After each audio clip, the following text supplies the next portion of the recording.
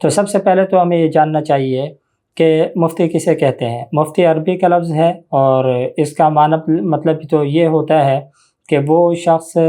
جس سے رائے طلب کی جاتی ہے، جس سے جو فتویٰ دیتا ہے یا جس سے فتویٰ لیا جاتا ہے۔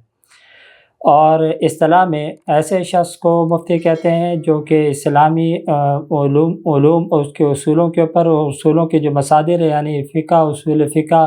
قرآن،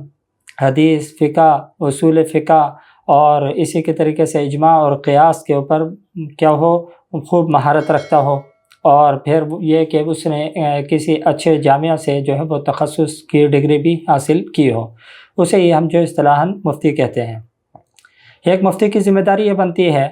کہ اس کے ملک میں، اس کی قوم میں، اس کے وطن میں، اس کے شہر میں، اس کے قوم اور قبیلے میں اگر کوئی چیز خلاف شرع ہو